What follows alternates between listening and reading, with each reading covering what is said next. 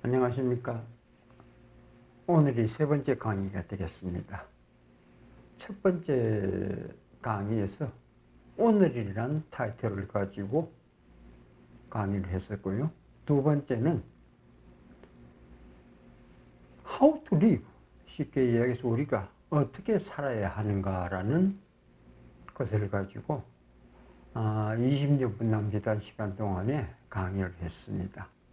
물론 그 짧은 시간에 그런 어려운 문제를 강의한다는 데 상당히 어려움이 많습니다. 그러나 여러분께서 이해가 제대로 안 되신 부분이 있다면 나중에 저 영상 제일 뒷부분에 나오는 문의란이 있으니까 그쪽으로 문의해 주시면 제가 성실히 답변해 드리겠습니다. 오늘은 우리 인문학 명제 중에서 가장 큰 명제인 첫 번째 명제죠. 사실은 Who am I? 나는 누구인가? 즉 인간은 무엇인가라는 그러한 문제가 되겠습니다. 1984년도 아마 한 봄쯤 됐을 것 같습니다. 그때 난 참 바보처럼 살았군요 라는 제목을 가지고 그 당시에는 보기 힘든 그러한 노래를 한 사람이 그때 가수가 아마 김태화였는 것 같습니다. 아주 히트를 친 적이 있습니다. 어느 날 난 낙엽 떨어지는 소리에 문득 자신의 그 텅 빈 가슴을 보았다 하는 그런 말로 시작됩니다. 우리가 지금 살아가면서 내가 오늘 무엇을 하고 있나? 내가 지금 어떤 위치에 있나? 하는 그러한 자신을 자각하면서 살아가는 사람은 아마 없을 듯 합니다. 세상살이가 내가 그렇게 한가한 생각을 할 수 있을 만큼 내버려 두지를 않죠. 항상 시간에 쫓기고 무엇인가에 모를 그 불안한 요소들이 내 등을 밀어붙입니다. 그래서 내 의지와는 다른 삶을 살고 있는 게 대부분의 오늘날의 사람들입니다. 제 큰아들이 중학교 1학년 때입니다. 그때 어느 날 비가 오는 날이었습니다. 애가 집에를 왔는데 온몸에 비를 흠뻑 젖고 들어왔어요. 그래서 제가 무슨 일인가 하고 깜짝 놀라서 웬일이고 무슨 일이 있었느냐 물었더니만 아무런 대답도 안 하고 자기 방으로 들어갔습니다. 제가 하도 궁금해서 그러면은 조금 이따 한번 들어가 봐야 되겠다 싶어서 그래 한 10분 정도 지나고 나서 제가 방에 들어가서 이제 옷을 갈아입고 머리를 닦고 이제 그렇게 있는 아들한테 물었습니다. 오늘 무슨 일이 있었느냐 하니까 한참을 있다가 하는 소리가 아버지, 제가 지금 왜 살아야 하죠? 하는 그런 질문을 갑자기 던졌습니다. 그 질문을 듣는 순간 저는 참 뒤통수를 무언가에 쿵 얻어맞는 그러한 기분이 들었습니다.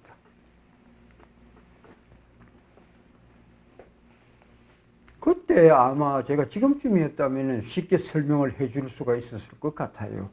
그러나 그 당시에는 저도 한참 공부를 할 때였고, 제 사상이 정립되지 않은 상태여서 할 말을 잃었습니다. 그래서 제대로 된 답변도 못하고 참 창피하게 나왔습니다. 여러분 소크라테스 아시죠? 그의 말 중에서 가장 유명한 말이 너 자신을 알라는 말이었습니다. 나 자신을 안다는 것. 그것 알면은 사실은 인생이 벌써 다 끝난 겁니다. 인생을 다 꿰뚫어 본 거죠. 프랑스에서 태어난 합리주의 철학자 데카르트가 나는 생각한다, 고로 나는 존재한다 라는 코키토라는 말을 했습니다. 여기에서 이것을 후대에서 두고는 그 코키토란 것은 의식적인 존재만을 이야기한 것이지 무의식에 있는 인간을 이야기한 것은 아니다 해서 이렇게 반론을 펴고 했습니다. 물론 그 말도 맞습니다. 그러나 너무 또 그렇게 딱 집어서 이야기한다는 것도 조금은 해프닝이 아닐 수 없습니다. 성경에서는 후에마이 사람이죠. 사람을 어떻게 보느냐 하면은, 자, 하나님이 천지를 창조하시고 난 다음에 진흙을 빚어서 자신의 형상을 닮은 모양을 만들고 거기에 자신의 숨결, 즉 생기입니다. 생기를 불어넣어서 만들었습니다. 그리고는 다른 동물들하고 달리 이름을 붙이기를 그를 사람이라고 불렀다라고 합니다. 이러한 사람은 그 당시에는 동물 중에서 사람이라 불리는 동물 그 자체입니다. 자, 불교에서는 보면은 보통 사람을 중생이라고 하죠. 생명이 있는 모든 것. 그러한 것으로 부르고 있습니다. 성경에서는 인간에 대해서 성악설을 주장을 합니다. 천성적으로 태어날 때부터 악한 근본을 지니고 태어났다고 하는 이야기입니다. 즉 하와가 하나님이 금지한 선악과 일부를 따먹고 그 벌로 인간을 낳게 된 거죠. 사람을 낳게 된 거죠. 그래서 사람은 날 때부터 가인의 후예요, 하나님의 말씀을 어겨 태어난 성악설에 기인한 사람이다 이렇게 보고 있습니다. 불교에서는 또 한편 보면은 어떠한 식으로 사람을 표현을 하느냐 하면, 자, 불교에서는 윤회의 사상을 가지고 있죠. 그 윤회의 사상 중에서 육도라고 하죠. 거기에서 전생에 성불을 하지 못했기 때문에 다시 윤회의 틀에서 벗어나지 못하고 사람으로 태어났다고 합니다. 그렇다면은, 자, 전생에 그래도 A 플러스는 아니지만 B 플러스 정도는 살았기 때문에 다른 짐승이 아닌 사람으로 다시 태어나게 되었다고 그렇게 이야기를 합니다. 우리가 사람이라는 말은 언어학적으로 분류를 한다면은 호모사피엔스라고 합니다. 그리고 인간은 휴먼 비잉이라고 이야기를 하죠. 한자를 보면은 사람인자는 큰 사람과 작은 사람이 꼿꼿이 서 있는 게 아니고 비스듬히 서로 길에서 서 있는 형상으로 만들어졌습니다.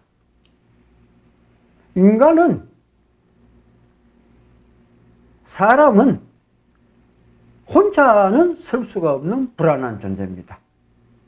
불완전한 존재죠. 그렇기 때문에 둘이, 즉 큰 사람과 작은 사람이 서로 맞기되어서 사람 구실을 하라고 사람 인자를 만든 것입니다. 인간한테 가장 무서운 병이 있다면 그것은 평생을 쫓아다니는 고독감입니다. 이 고독감이라는 것은 좀 심해지면은 우울증이 되고, 우울증이 심해지면은 극단적인 자살을 선택을 합니다. 그러나 죽는 그 순간까지도 사람은 고독감을 이기지 못하기 때문에 집단 자살이라는 형태를 취해서 자신의 목숨을 스스로 끊게 되는 겁니다. 이러한 사고들은 자신을 보아주는, 자신에게 관심을 기울여주는 그러한 사람들이 없기 때문에 결국 일어나는 불행한 일들입니다. 벌 중에서 가장 무서운 벌이 바로 무엇이냐면은 무관심이라고 합니다. 지금 이런 무관심을 이제 현재의 어떤 그런 말로 표현하자면은 왕따를 될 수가 있겠죠. 아무도 어울려주지 않는 겁니다. 이게 인간에게는 가장 무서운 형벌입니다. 우리가 부부간에 한기분을 듣고 자더라도 사실 쉬운 말로 등만 돌면 남이라는 말이 있습니다. 그것처럼 인간은 이 고독이라는 것을 영원히 떨쳐버릴 수 없는 그러한 불완전한 존재입니다. 자, 그럼 지금까지는 인간이 어떠한 존재인가를 봤습니다. 그럼 인간이 지금 무엇이라고 봐야 할 거예요? 너 자신, 나는 무엇일까요? 바로 그러한 점을 이제 한번 짚어보게 된다면은, 사람이 태어나기 위해서는, 정자와 난자가 함께 만나서 수정을 해서 그렇게 사람의 뱃속에 한 40주 정도를 버티다가 그래서 인간의 모습을 하고 태어나게 되는 것이죠. 여기에서 이제 우리가 눈여겨봐야 할 것은 무엇인가 하면은 사람이 태어날 당시 생덕적으로 태어난과 동시에 가지고 태어나는 요소가 세 가지가 있습니다. 그것은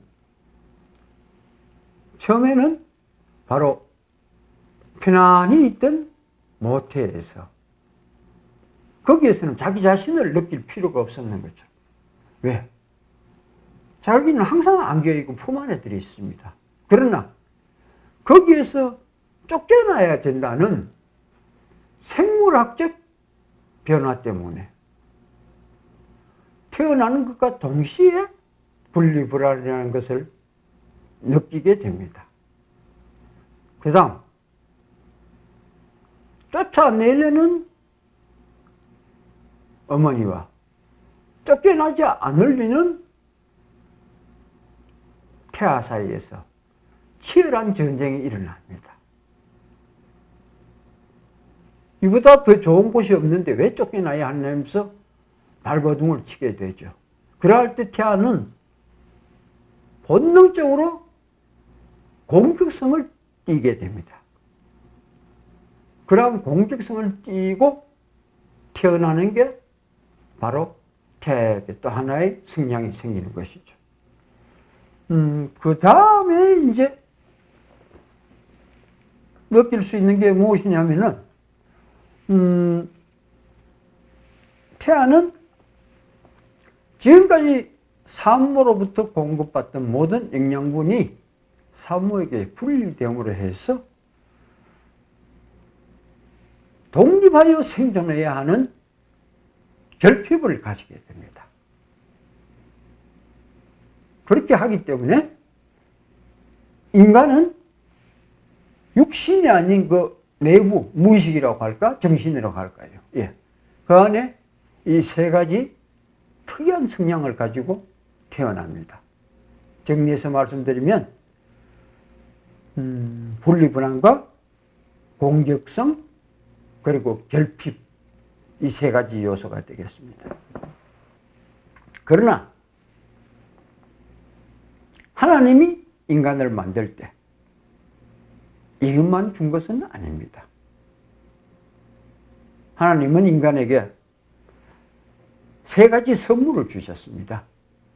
자유의지와 양심, 그리고 시간이라는 선물을 주셨습니다.